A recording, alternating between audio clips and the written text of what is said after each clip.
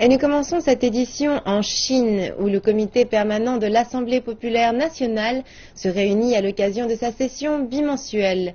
Les législateurs examinent une série de lois et d'amendements, parmi lesquels des législations régissant les petites et moyennes entreprises, la sécurité nucléaire et la sécurité cybernétique. Il y a 13 ans, la Chine adoptait une loi visant à soutenir les petites et moyennes entreprises. À la fin de 2015, la majorité des 21 800 000 entreprises enregistrées en Chine étaient des PME. Mais 43% d'entre elles annoncent faire face à des difficultés de financement. C'est un des problèmes abordés dans les projets d'amendement présentés en première lecture ce lundi.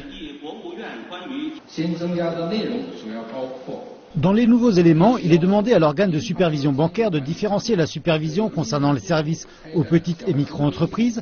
Il est aussi demandé de promouvoir le développement ordonné et sain des banques petites et moyennes, des organismes de prêt autres que les institutions de dépôt, ainsi que de développer le financement de l'Internet. C'est aussi la première fois qu'un projet de loi évoque la sûreté nucléaire.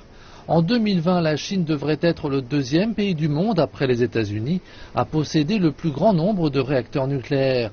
Bien que le bilan sécurité soit bon, une loi reste nécessaire pour faire appliquer des mesures plus strictes. Le but est d'utiliser l'énergie nucléaire en toute sécurité et de protéger la sécurité des installations et des équipements nucléaires.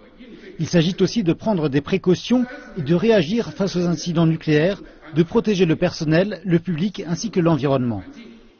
Les législateurs continueront à délibérer du projet de loi sur la sécurité cybernétique. Le comité législatif de l'Assemblée populaire nationale précise que le projet de loi devrait être soumis au vote lors de cette session, une session qui prendra fin lundi prochain.